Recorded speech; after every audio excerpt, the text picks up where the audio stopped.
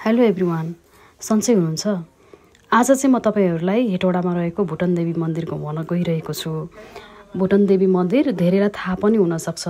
यो चाहिँ हेटौडाको एकदम रमणीय पर्यटकीय स्थलमा पर्छ। हेटौडामा एकदम घुम्ने ठाउँ भनेर हजुरहरुले सर्च गर्नुभयो भने पनि फर्स्टमै देखाउने नाम चाहिँ भुटन देवी पनि पर्छ।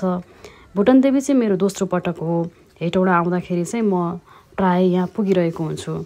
यो भुटन देवीमा चाहिँ कति ठुलो एरिया छ अनि बेलुका साँझमा आरती पनि हुन्छ। अनि अर्को रमाइलो कुरा भनेको राम्रो कुरा अझ भनौँ, यो चाहिँ गुठीबाट सञ्चालित मन्दिर हो।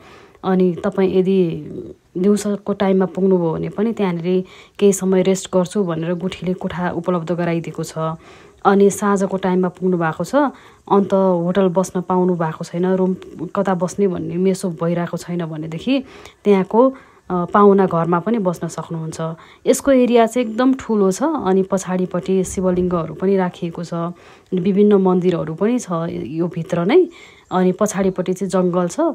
कस्तो रमाइलो ठाउँमा छ। हजुरहरू यदि हेटौडा जाँदै हुनुहुन्छ अनि हेटौडाकै हुनुहुन्छ भनेदेखि त यहाँ पक्कै पनि पुग्नु भएको होला। जाँदै हुनुहुन्छ भनेदेखि चाहिँ एकचोटि भुटन देवी अवश्य पुग्नु होला। Thank you.